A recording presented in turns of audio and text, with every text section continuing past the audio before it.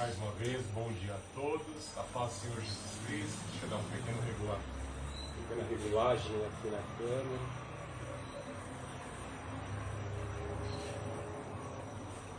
Amém. Vamos, neste momento, abrir nossas Bíblias no Evangelho de Marcos, capítulo 8. Evangelho de Marcos, capítulo 8. Falar sobre a segunda multiplicação dos pães.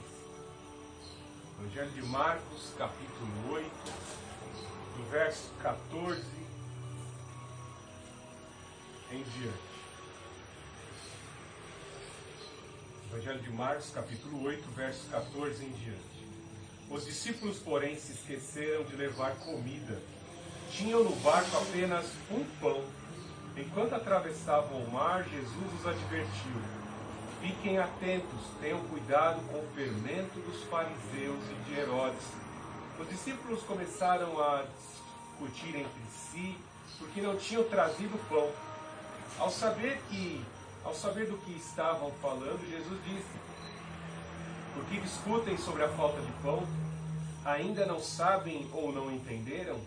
Seu coração está tão endurecido que não compreendem? Vocês têm olhos, mas não veem, têm ouvidos, mas não ouvem, não se lembram de nada?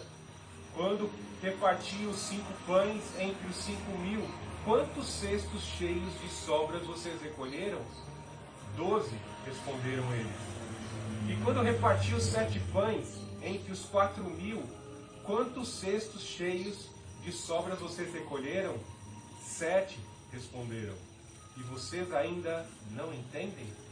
Perguntou. Senhor Jesus Cristo, louvado seja o Teu nome por esta palavra. Ajuda-nos a entender que o mais precioso, aquele que tem poder para prover, aquele que tem poder para abrir portas, aquele que tem todo o poder em suas mãos, está no controle de tudo. Até mesmo diante das perdas, até mesmo diante dos infortúnios, das situações difíceis, o maior de todos está conosco para prover aquilo que verdadeiramente precisamos. Ó Senhor Jesus Cristo, ajuda-nos a compreender a Tua palavra. Ajuda-nos, Pai Santo, não só ver com os olhos físicos, mas com os olhos espirituais, com os ouvidos espirituais, ouvir a Tua voz e discernir, Pai Santo, a Tua palavra. Ó Senhor Jesus Cristo, no Teu nome eu repreendo toda ação do mal, todo impedimento. Usa, Pai Santo, os meus sentidos com o poder do Espírito Santo, Pai Santo, eu te peço, para falar à remanescente cristã Filadélfia, para falar a todos que nos ouvem e assistem pelo YouTube. Em nome do Senhor Jesus eu te clamo, Pai. Em nome do Senhor Jesus Cristo, Pai. Fala poderosamente ao nosso coração. Verdadeiramente Tu és o pão vivo que desceu do céu. Tu és o maior tesouro que está sobre as nossas vidas. Ó Santo Espírito, nós Te amamos. Nós somos totalmente dependentes de Ti. Reconhecemos que não existe outro caminho, não existe outra solução, não existe vida eterna. Somente o Senhor Jesus Cristo é o caminho e a vida eterna. Glórias ao Deus Altíssimo, glórias ao Senhor Jesus, glórias ao Santo Espírito. É interessante o questionamento que o Senhor Jesus Cristo faz aos seus discípulos. Um questionamento, uma indagação que o Senhor Jesus Cristo, algumas indagações que o Senhor Jesus Cristo faz aos seus discípulos, com o intuito de fazê-los trazer à memória aquilo que o Mestre já havia feito e que havia ensinado. Uma hora ou outra nós precisamos também entrar dentro da casa de Deus e ouvirmos exortações, apanharmos um pouco, porque Deus açoita a quem Ele ama, e assim aprendermos, trazermos à memória experiências já vividas.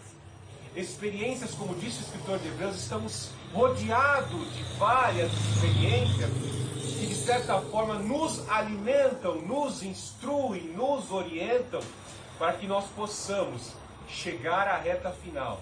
A reta final para estarmos toda a eternidade com o Rei será o encontro com o Senhor Jesus Cristo nas nuvens. Por isso é muito importante nós estarmos atentos, sempre alimentando a nossa memória com a palavra de Deus, para não ficarmos desorientados com relação e na mesma situação a esse texto que estamos lendo aqui, quando os discípulos não se prepararam para atravessar o mar naquela embarcação e começaram a discutir porque só tinham um pão, sendo que eles já tinham visto o Senhor Jesus Cristo multiplicar, na primeira multiplicação em Betsaida para os judeus, para mais de 5.000 homens, o Senhor Jesus Cristo multiplicar pães e alimentar a todos, ao ponto dessa multiplicação prover tanta fartura, tanta satisfação, ao ponto de eles encherem e sobrarem 12 cestos. Eles também presenciaram a segunda multiplicação dos pães da região de Decápolis, entre judeus e também alguns gentios. É muito importante frisarmos isso. A primeira multiplicação dos pães foram para especificamente judeus, a segunda multiplicação especificamente para judeus e gentios, de certa forma mostrando que o Senhor Jesus Cristo é o cumprimento da lei e é o cumprimento da graça, o cumprimento do pacto abraâmico, pois a descendência de Abraão seria abençoada e nós, gentios, também seríamos abençoados pelo Filho do Deus Altíssimo, que era amigo de Abraão e que fez uma aliança com ele, que fez uma aliança com Moisés, que fez uma aliança com Davi. Então, algo de maravilhoso é vermos que o nosso Deus, ele proveu o pão para o seu povo, os judeus, ele proveu o pão para nós, gentios, e nós sempre temos que lembrar: o Senhor é o meu pastor e nada não nos faltará. Vemos então que os discípulos, após terem visto, presenciado este grande milagre, mais de 4.000 pessoas na região de Decápolis, assim serem beneficiados com a multiplicação de 7 pães e alguns peixinhos, e agora eles com um pãozinho somente na viagem, com certeza ficaram ali um criticando o outro, não está bem certo aqui, talvez Judas esteja envolvido no meio, pois ele era o responsável pela bolsa, com os gastos, com as ofertas e com os gastos que deveriam ser ali dispensados para comprar o suprimento para aquela grande cruzada evangelística, e eles ficaram ali discutindo. E em meio à discussão dos apóstolos, quem foi o irresponsável, quem foi o negligente que não comprou o pão, não comprou as provisões, vemos que o Senhor Jesus Cristo estava a proferir algo importante, um ensinamento importante para os discípulos acerca de ensinamento. Jesus Cristo, o Senhor, ele é o pão vivo que desceu do céu. Ele é o cumprimento das profecias.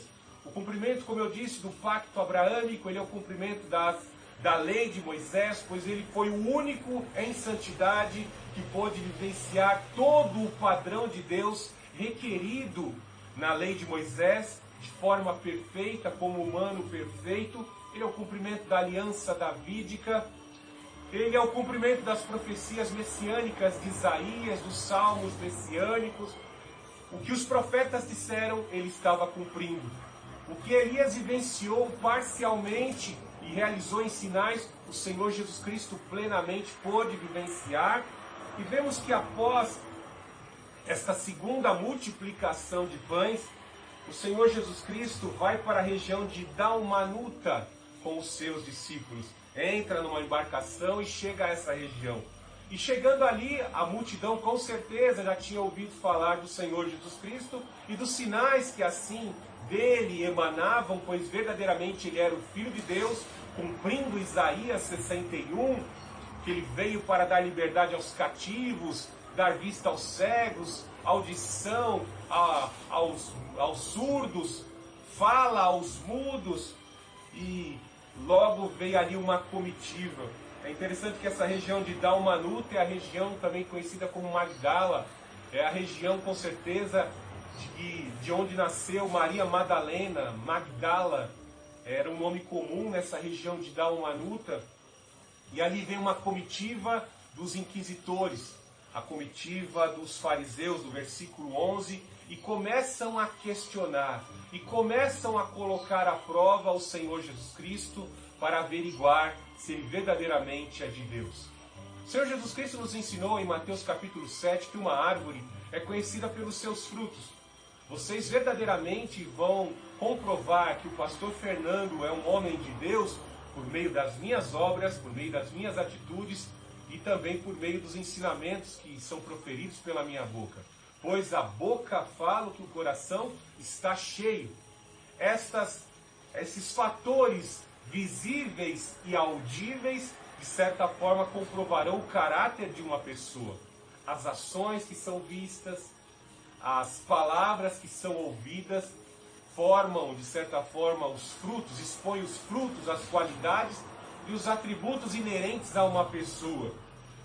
Os fariseus haviam ouvido falar dos sinais, e aquela grande multidão comprovava tudo aquilo. Eles tinham visto com os olhos o cumprimento da profecia de Isaías 61 na vida do Filho do Deus Altíssimo que estava ali, mas eles enrijeciam o coração, cheios de ciúme e de inveja, ficavam inquirindo, procurando nele uma falha para o acusar, tentando achar uma brecha na lei de Moisés para acusá-lo como um farsante e assim ter um motivo de o apedrejarem.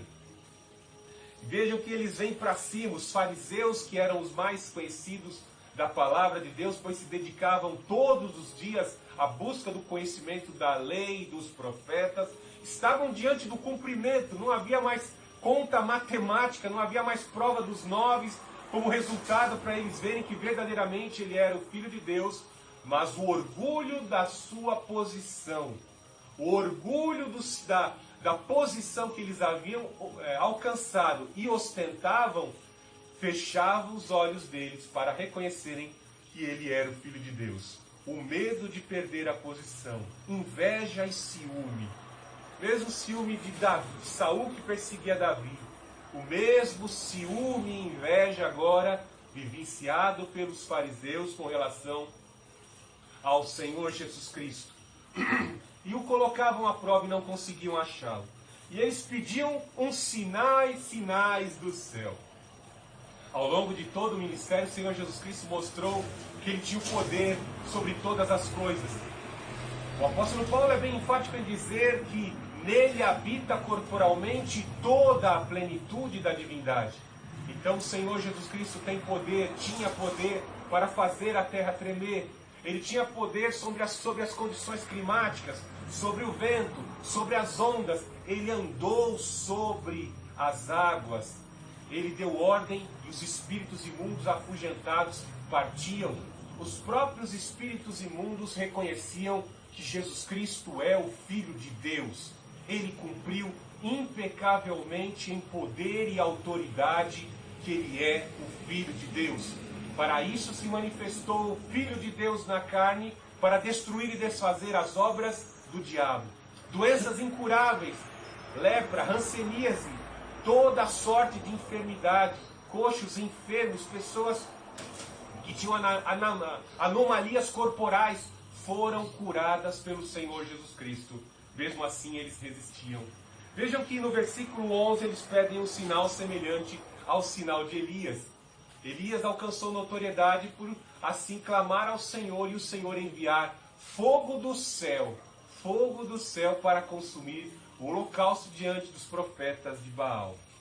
Mas diante de tantas provas que o Senhor já tinha assim explicitado naquela época, veja no versículo 12.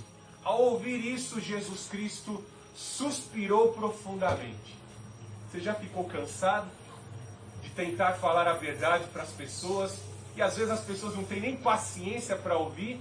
Você está falando a verdade, você está tentando orientar a pessoa num caminho de verdade, você está mostrando que aquilo é dessa forma, mas pessoas ou um grupo de pessoas persistem no erro, persistem na reprodução de mentiras, preferem seguir a mentira e o erro, estão entregues ao erro, e pessoas assim o nosso Deus permite que vivam o seu erro e sigam o seu erro até o fim, né? O Senhor Jesus Cristo deu um suspiro de cansaço, pois a sua natureza 100% humano cansou-se, ele suspirou. Vocês realmente têm os olhos encegueirados pelo diabo. Jesus Cristo chegou ao ponto de chamar os fariseus de filhos do diabo, filhos das trevas. Jesus Cristo suspirou e vocês não terão sinal algum. Eu não vou dar showzinho para vocês. Não vou dar showzinho do meu poder para nenhum de vocês. Veja que ele fala aí, porque este povo insiste em pedir sinal. Eu lhes digo a verdade, não lhes darei sinal algum a homens desta geração. Então ele os deixou e entrou no barco e atravessou para o outro lado do mar. Então veja aqui que o Senhor Jesus Cristo, vocês querem persistir nesse erro, nessa cegueira. A luz desceu do céu, vocês estão pedindo fogo, como Elias fez descer fogo do céu. Eu tenho poder para fazer um jato de fogo destruir a terra agora. Estou tendo amor. O pão vivo, o verdadeiro alimento, a verdadeira luz desceu, que é aquela mesma luz, que é aquela mesma tocha de fogo, aquela coluna de fogo que iluminou o povo no deserto de noite, durante os 40 anos de peregrinação, e o povo ainda continuava resistindo. Jesus provou por 2 vezes que ele tem poder de multiplicar pães. E mesmo assim, a casta dos líderes religiosos continuava com o coração endurecido. Nesse momento em que o Senhor Jesus Cristo ensinava diante da resistência daqueles homens, o ensinamento dali estava sendo tirado. E talvez os discípulos não conseguiram compreender, e havia uma necessidade de Jesus passar com urgência aquela informação. A informação do que o legalismo e a posição alcançada pelo legalismo podia gerar de forma nociva no organismo das pessoas. E quando ali os discípulos estavam discutindo, quando estavam na embarcação, quem comprou o pão? Quem era o responsável em dispensar ali o valor para comprar pão? Quem não foi comprar? E eles estavam ali, os 12, debatendo. O Senhor Jesus Cristo passou esse ensinamento muito importante. Tenham cuidado com o fermento dos fariseus e dos de Herodes. 2 partidos políticos. 2 partidos políticos religiosos da época. Veja que os fariseus eram nacionalistas e religiosos, ao ponto de verem a obediência da lei como fundamental para a salvação. A justificação por meio de obras para alcançar mérito diante de Deus. Ninguém será justificado pelas boas obras da lei, mas sim pela fé mediante Cristo.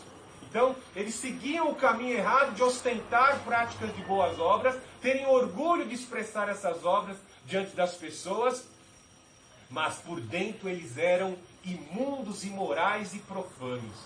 Religiosos, ostentadores. Veja, procure neste mundo qualquer homem que, por maior que seja a sua formação acadêmica, viva a justiça. Veja, procure entre a camada científica. Veja no STF hoje do nosso Brasil, homens imorais que lá estão no STF, têm altos cargos, altas posições nas ciências jurídicas, mas que ali querem criar leis para o aborto, descriminalização de crimes, do tráfico de drogas, do uso de drogas, criminalização da homofobia, criminalização da exposição da palavra de Deus. Veja o caráter desses homens e veja se não estou falando a verdade, como Jesus disse.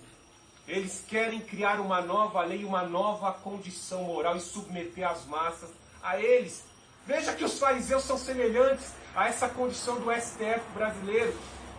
Veja aqui também os chamados de Herodes. Muitos desses herodianos eram chamados saduceus. Os saduceus eram ricos e ostentavam poder e posição social. E de certa forma reconheciam que a lei de Moisés não conseguia ser vivenciada pelos de sua época. Mas com tanta posição social que tinham, eles eram a favor de uma Judéia sendo explorada pelos romanos. E qualquer um que ameaçasse Roma, de certa forma, ameaçaria a posição social que eles tinham. Então, ali, eles tinham um inimigo em comum. Eles não se davam muito bem. Fariseu e saduceu não se davam muito bem. Tinham divergências ideológicas e religiosas e doutrinárias. Mas quando o inimigo comum era a verdade, eles se juntavam. Veja o Brasil, não tem um partido de direita, um partido conservador. Todos da esquerda se unem agora que temos um presidente conservador. É a mesma situação da época, esses herodianos se unem. para destruir um presidente conservador. Se unem para destruir Jesus Cristo, que é absolutamente a plena verdade que não pode ser revogada. Veja que Jesus Cristo fala: cuidado com o fermento dos fariseus. Cuidado com o fermento. Sabemos que fermento representa pecado. Fermento representa doutrina pervertida. Pecado e doutrina pervertida. Vemos que Paulo ensina isso na carta aos Coríntios, capítulo 5. Vemos isso que o Senhor Jesus, o próprio Deus Altíssimo, recomenda a Moisés na primeira festa, na primeira celebração que antecede a Páscoa, na festa dos pães asmos. Porque aquela data marcaria, o próprio Deus disse: hoje eu desfiro o meu penúltimo golpe contra uma divindade do Egito. Eu vou desferir contra os primogênitos. Eles mataram os meus primogênitos, lá o faraó mandou jogar os meus primogênitos, os meus filhinhos de Israel, no rio Nilo. Agora eu vou desferir um golpe contra os primogênitos do Egito. Vocês vão comer pães asmos, pães sem fermento, com ervas amargas e um cordeiro, ao qual vocês vão sacrificar depois do 7º dia, no dia 14 do mês Abibe. Durante a semana dos pães asmos não poderá haver fermento na casa de nenhum de vocês. Logo entendemos que o fermento representava todo o pecado, toda a imoralidade do Egito, que de certa forma, trazendo aos dias de hoje, é o mesmo Egito, a mesma Babilônia, a mesma imoralidade, a mesma cultura paganizada que está instituído hoje na pós-modernidade. Logo trazia na mente do hebreu que haveria de ser libertado naquela Páscoa, que o Senhor haveria de livrar do anjo da morte, do destruidor, do Abaddon, quem estivesse sem fermento dentro de casa, ou seja, sem pecado, em santificação, aguardando o resgate. Antes que as massas levedassem, haveria de ocorrer o milagre. E ocorreu da forma como Deus profetizou por meio de Moisés. Naquela noite o Abaddon passou pela terra do Egito. E ele foi procurando casas onde ele poderia consumir os primogênitos. Mas quando ele viu o sangue do cordeiro e as casas santificadas com pães asmos, pães sem fermento, famílias consagradas, a morte desviou. Por isso que Páscoa é conhecido como passagem. O Deus Altíssimo protegeu o seu povo e o Abaddon passou por cima, passou de lado, passou de largo, não pôde consumir os santificados. Naquela noite, na celebração da Páscoa, eles foram salvos. Isso nos traz alusão acerca da vinda do Senhor Jesus Cristo. Se tem fermento na tua casa, se existe contaminação do Egito na tua casa, se existe contaminação do Egito na sua mente, e você está vivenciando isso, você será o alimento do destruidor.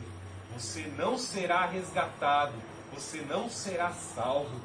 Então entendemos que o fermento de fariseu e de Herodes era o que? Era uma doutrina pervertida que levava ao pecado. Logo vemos que tão somente pela invocação do Senhor Jesus nós somos salvos. Tão somente pela crença no seu nome, habitados pela presença do Espírito dele, nós podemos obedecê-lo e servi-lo. E assim estamos isentos do juízo da lei. Vemos que os fariseus iam contra tudo isso. Não, só pode se salvar pela lei. Ninguém consegue ser salvo pela lei. Não existe um justo sequer. Todos pecados e destituídos estão da glória de Deus. O Senhor Jesus Cristo é bem claro em Mateus 23, ele disse: vocês não entram no reino dos céus e não deixam ninguém entrar. Então quem seguisse fariseu vai ser condenado. Faço aqui um parênteses, abro um parênteses muito importante, tome cuidado.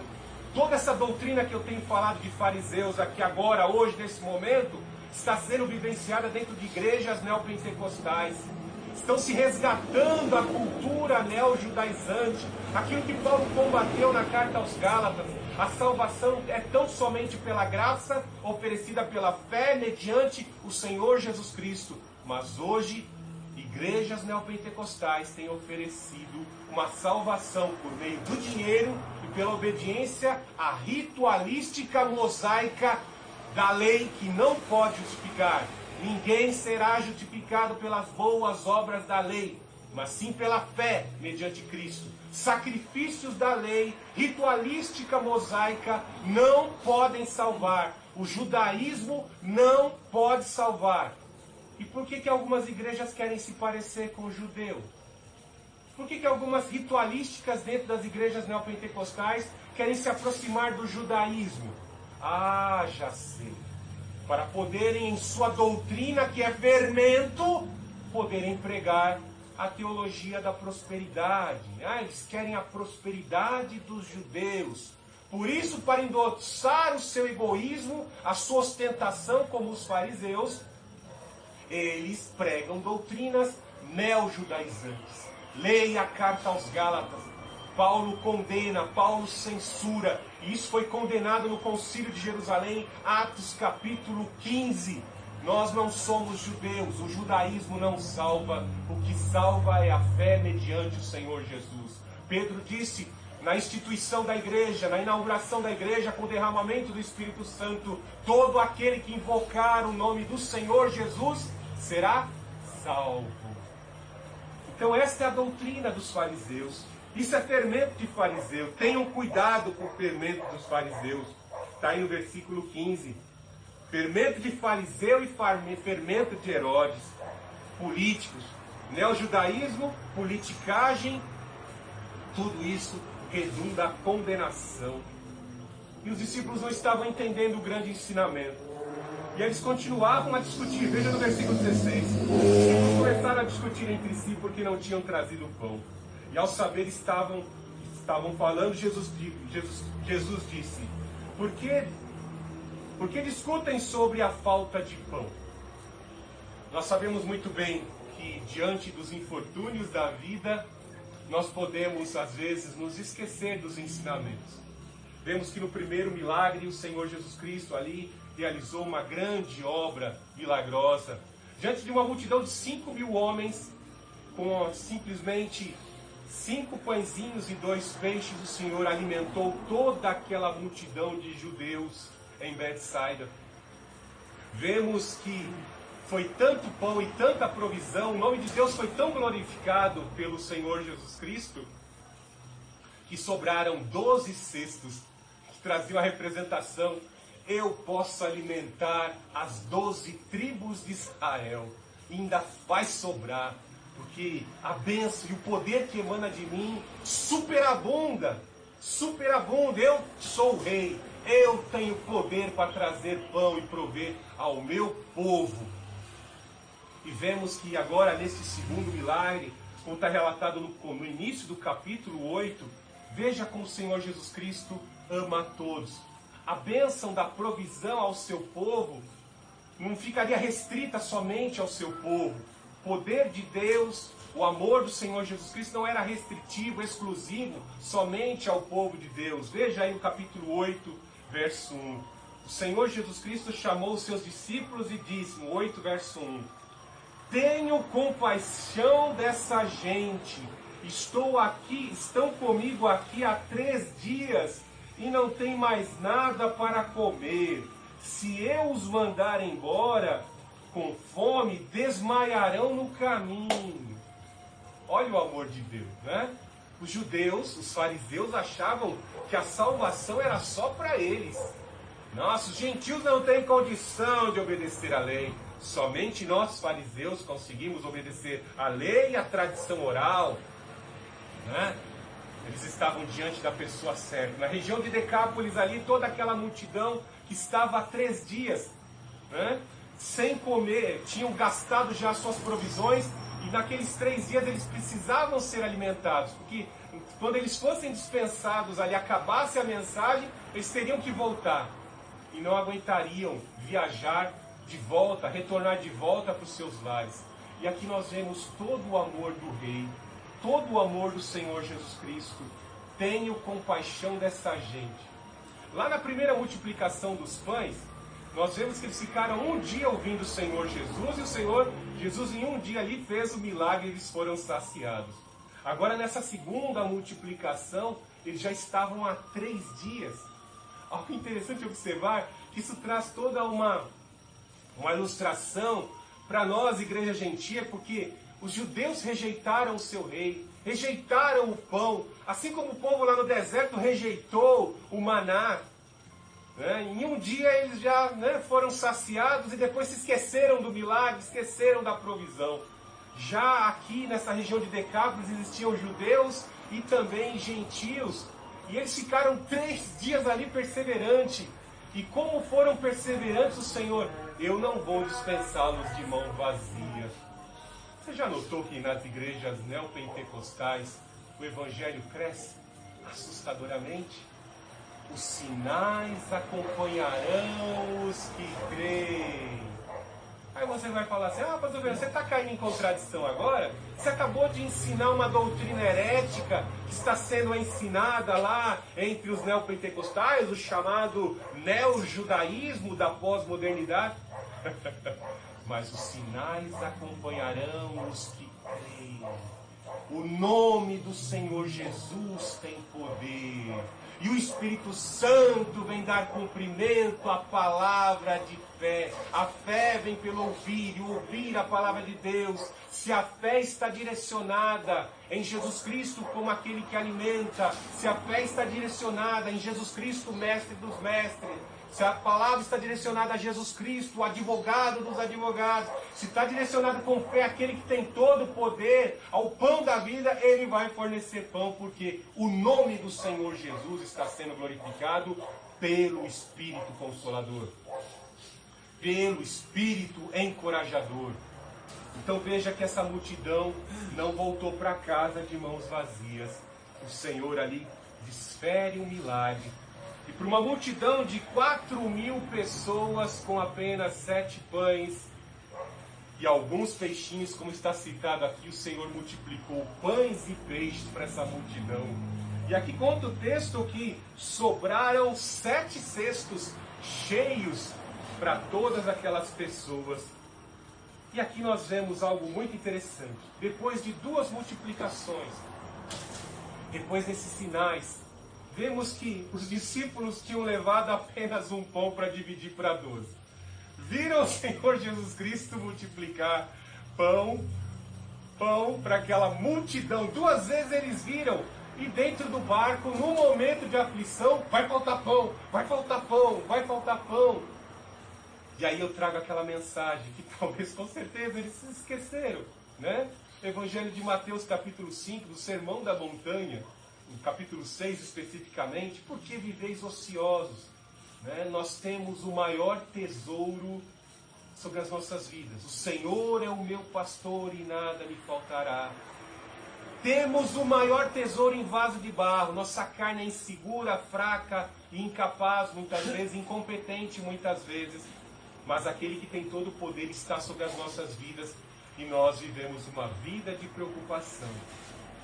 Não estou aqui fazendo bravata, tentando ostentar que a minha fé seja maior que a sua. Nós ficamos inseguros muitas vezes quando estamos olhando para o nosso armário e vendo que o alimento do mês está acabando e o seu marido talvez esteja desempregado. E talvez você tenha que pagar dívidas, as dívidas estejam se avolumando. Às vezes você vê a enfermidade se aproximando, a enfermidade consumindo seu corpo, as portas fechadas. Você não vê solução, você não vê provisão, você não vê uma forma de escape. Você crê em Jesus e se esquece daquilo que Jesus Cristo fez. Então ali com seus discípulos nós vemos a mesma situação. Estamos há quanto tempo dentro da casa de Deus? Há quanto tempo temos participado do culto? Há quanto tempo temos servido ao Senhor Jesus Cristo? Mas parece que nos esquecemos que Ele tem todo o poder. As ondas ameaçavam naufragar a embarcação. Mas veja que o Senhor Jesus estava no barco. E a hora dele ainda não havia chegado, não seriam as ondas que afogariam o mestre.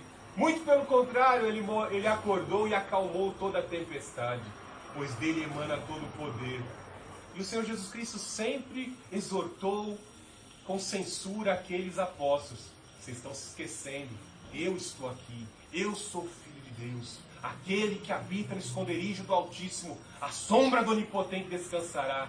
E a gente começa às vezes inseguro, blasfemar, irai-vos não pequeis, não coloquei o sol debaixo da vossa ira. Né? Ou seja, todo dia nasce o sol como provisão de energia para a tua vida, energia para as plantas, energia para todo o ecossistema, e você coloca debaixo do sol ira. Né? Debaixo do sol você fica espraguejando.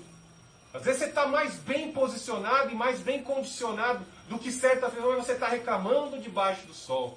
Paulo está lembrando de Salomão quando escreve esse texto. Mas estamos irados. Temos algo que o mundo não pode ter, a certeza da salvação. Tantos seguem caminhos errados. Estava vendo no YouTube lá, testemunho de pessoas seguindo os caminhos, né? Vendo crianças que nascem com anomalia, cultuando os deuses, tendo relações sexuais, cultuando aos deuses e acumulando energia mística e tendo filhos com anomalia, lá na região da Índia.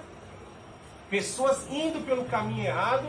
Nós temos os nossos filhos saudáveis em casa e ainda muitas vezes estamos reclamando de Deus. Olha que situação deprimente. Muitas vezes não reconhecemos que Jesus Cristo está conosco. Jesus Cristo está conosco, Ele tem suprido as nossas vidas, o maior de todos está conosco. Quanto a esse texto aqui, o Senhor Jesus Cristo vem exortar. Veja no verso 19 que ele fala: eu reparti 5 pães entre 5.000 homens e sobraram 12 cestos. Quando tinham 4.000 homens na segunda multiplicação de 7 pães e alguns peixinhos, eu multipliquei e os alimentei, as 4.000 pessoas, e sobraram 7 cestos cheios. Você acha que um pãozinho, pelo qual vocês estão discutindo e acusando um ao outro de negligência, me impedirá? Você acha que eu os abandonarei? Vou abandoná-los e deixá-los com fome? O maior de todos está aqui. Irmãos, com certeza, quando nós chegarmos nos céus e trazermos à memória o que éramos, o que tínhamos, a posição, nossas ambições, mesmo sendo cristãos, nós vamos achar isso muito engraçado. Muito pelo contrário, vamos sentir até de certa forma alegria, regozijo e um certo arrependimento, porque pensaremos: por que eu não me dediquei mais, correndo atrás de coisas que desvalorizam, coisas que ficaram consumidas. A palavra de Deus já nos afirmou, por meio do profeta Joel: ninguém sobreviverá. Quem poderá resistir diante da sua vinda gloriosa? Pedro já entregou na sua profecia: os elementos ardendo se fundirão. Se você tem livro de história em casa, veja a destruição de Pompeia. Toda a riqueza ali naquela região foi consumida por um vulcão. Um abalo sísmico. Crateras vulcânicas, fendas vulcânicas surgiram, destruíram toda a ostentação daquela cidade. Quanto mais agora nós não creríamos na palavra de Deus, a palavra do Deus Altíssimo. Veja que o Deus Altíssimo, o Senhor Jesus Cristo aqui, vocês ainda não estão entendendo? É hora de nós limparmos os nossos olhos. Usarmos colírio, o colírio da palavra de Deus. Me lembrei até da minha esposa, que sempre de manhã usa o meu colírio e fica pedindo o colírio dos céus para sempre iluminar, aumentar a capacidade de visão da palavra de Deus, das coisas e da forma e do jeito de Deus agir. A palavra de Deus, a forma como o nosso Deus age nas nossas relações interpessoais. Com todas as vezes que nos relacionamos com as pessoas, o nosso testemunho está sendo provado. As nossas palavras vão abrindo portas, vão mexendo em engrenagens que trarão desdobramentos. E Deus vai estar conosco agindo. Ele não vai interferir nessa situação. De forma que você, desrespeitando as suas opções. Mas Ele vai estar atuando, impedindo você, de certa forma, quando você invoca o nome dEle, para não envergonhar o testemunho. Quando você invoca, Senhor, eu vou fazer tal aliança. Senhor, eu vou efetuar tal compra. Senhor, eu vou fazer dessa forma. Invoque a presença do Senhor, para que Ele impeça você nesse caminho. Para que Ele impeça você de sofrer o ônus e a consequência de desdobramentos. Nós não podemos confiar na força do braço humano de ninguém. Eu já confiei, eu já falhei, todos nós somos humanos. Eu sou como aquele Pedro que naufragou, mas eu também sou como esse mesmo Pedro que antes de naufragar, de afundar, ele invocou o nome do Senhor e o Mestre estendeu a mão e o salvou, impedindo-o de ser afogado. Então, creia nesta palavra. O Senhor está na embarcação. Não vai faltar pão. Tem um pãozinho? É assim que Deus gosta de trabalhar. Porque a matemática disso aqui talvez você fique complicado, né? Talvez fique um pouco complicado para você, se você nunca gostou de matemática, né? Na primeira cura, na primeira multiplicação de pães, eram 5.000 judeus, né? 5.000 homens, e houve a multiplicação de 5 pães e 2 peixinhos. Na segunda multiplicação, 7 pães e alguns peixinhos para 4.000 pessoas e sobraram 7 cestos. Né? Talvez quando se fala em números, sua mente fique um tanto que complicada, né? Complicado trabalhar com cálculo, trabalhar com porcentagem. Pastor Fernando, eu sou ruim de regra de 3, de porcentagem. Eu não sei disso, não entendo não, né? Mas uma coisa bem certa. A forma de Deus agir é sempre quando tem pouco recurso, poucos fatores, pouco alimento, o Senhor fazer superabundar e fazer sobrar, e assim o nome dele ser glorificado. Quanto tem menos, mais o Senhor faz superabundar. Vou resumir em 2 palavras. Quanto menos temos em mão, invocamos o Senhor, mais Ele faz multiplicar. Note que o Senhor Jesus Cristo pegou os 7 pães e alguns peixinhos, orou, agradeceu e o Senhor multiplicou. O mesmo Ele fez na primeira vez. Pegou lá os 5 pães, os 2 peixes, orou, clamou, agradeceu, exaltou o Deus provedor e o negócio sobrou ao ponto de sobrar 12 cestos na primeira multiplicação. Então entenda que o Deus que te chama, o Deus que te convocou, o Deus que está sobre a tua vida, Ele vai pegar de apenas ou talvez daquilo que não exista, porque Ele traz à existência aquilo que não existe e vai mostrar que Ele é Deus na tua vida. Ele vai mostrar que Ele é Deus e você glorificará o nome do Filho dEle.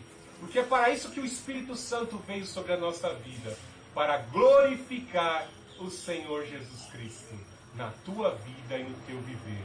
Deixa Ele atuar, deixa Ele agir na tua vida, deixa Ele transformar todo o teu ser. Glória ao Deus Altíssimo, glórias ao Senhor Jesus, glórias ao Santo Espírito.